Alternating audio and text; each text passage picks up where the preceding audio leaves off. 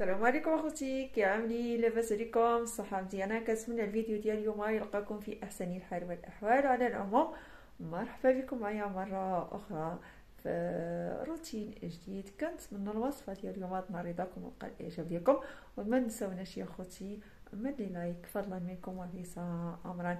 على العموم شكرا للجميع على الدعم والتشجيع والمسانده. باش ما نطولش عليكم نكون ضيفه خفيفه على القلوب ديالكم، نخليكم مع الفيديو الاختيار ديال هذا النهار هذا. مرحبا بكم معايا اخوتي مره اخرى فيديو جديد واليوم جديد ودائما جديد. كنتمنى الفيديو ديال اليوم يكون خفيف ظريف على القلوب ديالكم، وما تنساوناش بالدعم والتشجيع فضلا منكم وليس امرا. دائما اخوتي كنحاول ننوعوا شويه في المحتوى. على العموم اليوم غنصاوب معكم واحد الدجاجه كما لاحظتوا في البدايه مبخره، مرة كنحمرو مرة مبخرة مرة طويشة مرة جميلة على حساب المورال وعلى حساب اخوتي الجهد. فمرة كنعياها. المهم اول حاجة يعني بعد ما جبت الدجاجة ديالي اول اطاب يعني كنغسلها بالملحة، وكنزولها يعني داك الشلاف ديالها، كنزولها داك الدخلاني يعني كنعرفوا الطريقه ديال الغسل ديال الدجاج. كنصاوب لها كما كتلاحظوا معايا، وكنحكها بالملح مزيان ضروري باش كيزول من حتى داك الشعر اللي كيكون رقيق. ومن بعد اخوتي كما كتلاحظوا معايا كنزول دابا الشحمه اللي كتكون لداخل. ومن بعد كنغسلها بالماء ضروري. ملي كنغسلها بالماء كنعمل لها شي حاجه الحامضه ديال الكبده. صراحه الاغلبيه ديال الكبده شحال مره كتجمع لي خربي كيبغيوش ياكلوا هذه البنات، هي القنصه انا ما كتعجبنيش الصراحه ديال الله. هذاك القلب اللي ما بقاش هو هذاك القلب. المهم كنفتحوا داك القلب كنزولوا داك الكحل اللي كيكون لداخل، وكنسالي يعني بالطريقه هذه. كنمشي دابا نغسل الدجاج ديالنا شي حاجه كما كتلاحظوا كيرجع ابيض ما شاء الله. وكتعرفوا يعني الدجاج كيكون فيه واحد الصفريه ضروري ما كنعملو الحامض، ولا كاين اللي كيعملو الخل. انا كنعمل يعني غير الحامض فقط، كنكتفي بالحامض وكون حيت الطريقه ديالو. كاين اللي كيغسلو بالسكنجبير، صراحه انا غسلت واحد المره بالسكنجبير كيبقى فيه داك السكنجبير انا ما كيعجبنيش هكاك. ويا اختي عندي الحامض كما كتلاحظوا معايا، هذا الحامض بلي كنقطع يعني دوائر وكنخليه في الدجاج كيشرب شي حاجه الدجاج داك الحامض وكيزول منه ديك الصفوريه مهاره.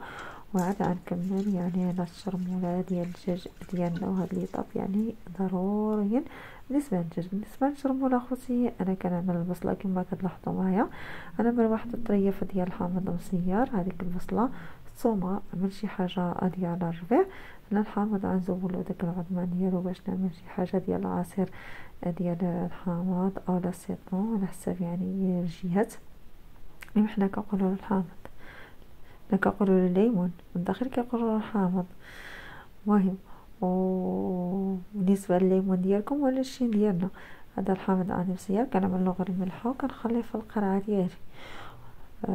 صراحه كيجي مزيون وما كيخسرش، ما كيعملش ديك الوجه. بالنسبه للخضره عملت شي حاجه ديال البدنجان ولا البرانيه كما كيبقاو عندنا البطاطا والقرعه ولا الكوسه ولا القرع. بالنسبه للعطريه عندي سكنجبير الزنجبيل وفلفل اسود الابزار والقرفه اخوتي والخرقوم والكركم. عندي ملحه عاديه والملحه ديال نوار الملحه ديال الزرادون. انا عصر هنايا الحامض ديالي، حطيت ديك التخليطه اللي طحنت يعني البصله والثومه وشي حاجه ديال الربيع. نزيد شي حاجه ديال الزيت. كتنساونا الصراحه الكلمات بعض المرات. انا من شي حاجه ديال الزيت غنخلطو. ودابا غنبقاو بالشرموله ديال الدجاج ديالنا. نتوما كتشوفوا الدجاجه يعني بايضه، يعني الحامض صراحه والملح هما اللي كينقيو مزيان الدجاج ديالنا. المهم اخوتي زيت هنا واحد هذاك ديك القنصه قطعتها بمسحافي هدا كيجرح. المهم مسحافي الصراحه ما عرف مالو هاد الموس هذا، ما خرجليش الماركه مزيانه. هاد المره كتخرج الحاجه عيانه ولكن كيجرح، الا قاسو في يدك كيجرحك.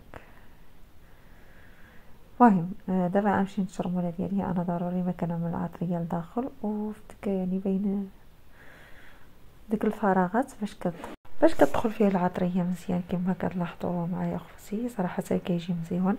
وصحي، ما كيتشلك شي واحد الوقت اللي هو كتير. يعني كتشرب كتخليه تدخل فيه العطريه مزيان. من احسن تصاوب مثلا اذا تخلي ديك ساعتين او 3 سوايع كيشرب العطريه كيجي يعني افضل وافضل. يعني نتوما كتلاحظوا معايا خوتي، هذه هي الطريقه ديال الخدمه.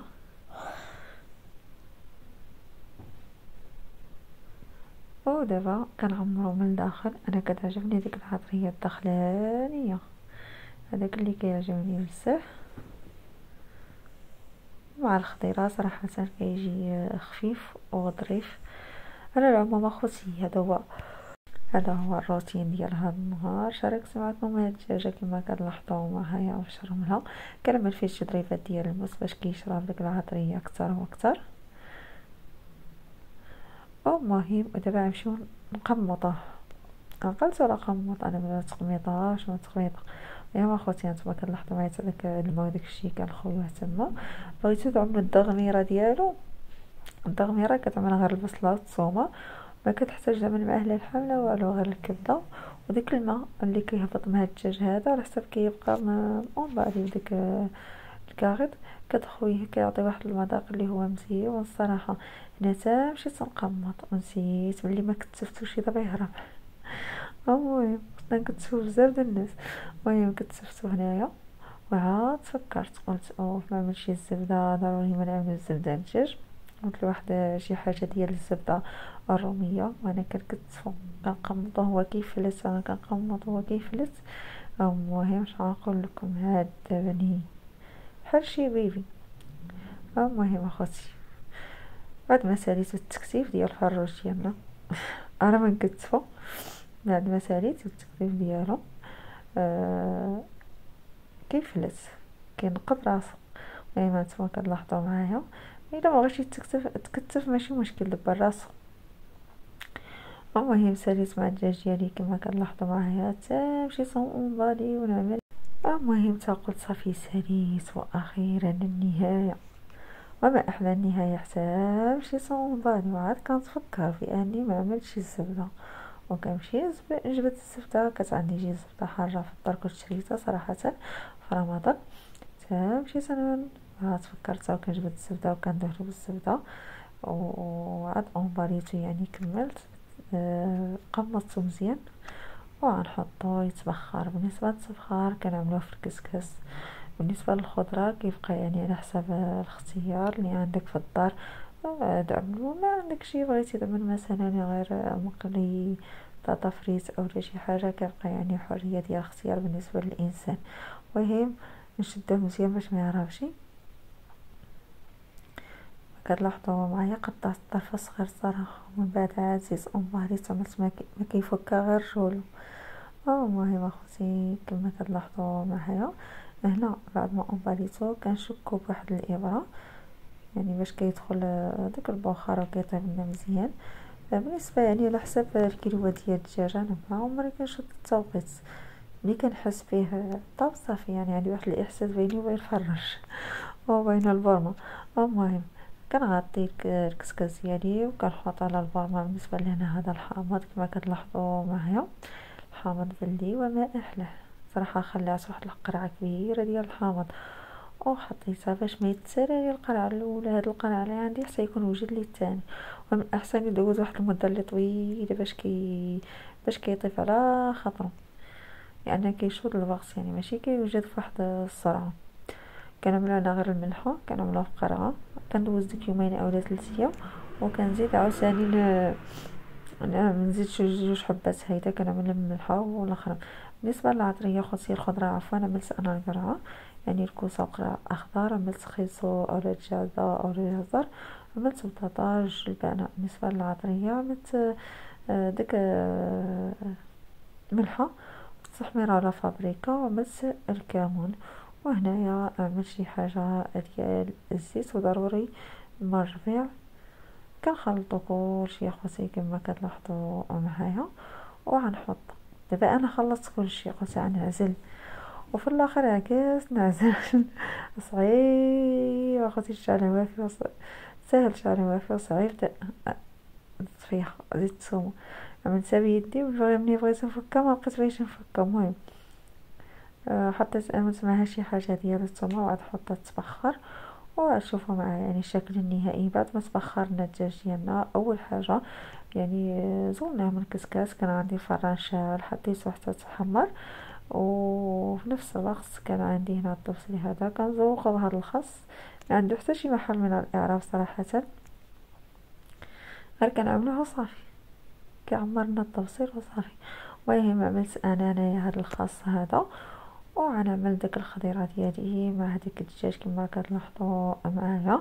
بالنسبه يعني البدينجان انايا شويته في الفران، وعملت معها شي حاجه ديال مطيشات ثومه، شي حاجه الحامض المسيار والكمون، وعملت الربيع، وعملت البابريكا او الفلفل الاحمر او التحميره بطبيعه الحال الزبيته والملحه، وخليتها يعني كطيب حتى وجدت. من صافي مثل سيدة صغاري.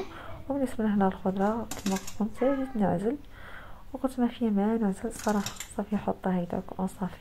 المهم خاصني حطيتها بطريقه يعني عشوائيه، والدجاج ديالنا كيكون هذا يعني واجد. وهذه هي الوصفه ديال اليوم.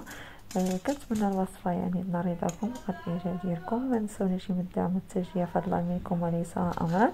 وكنتمنى يعني نلقاكم فيديو في احسن الحال والاحوال. الى اللقاء اخواني اخواتي، الى فيديو اخر ان شاء الله، جولة او موضوع على حسب الوقت. نودعكم في امان الله وحفظه اخواني اخواتي. باي باي عليكم، ويومكم سعيد إن شاء الله يا رب. الله باي باي عليكم.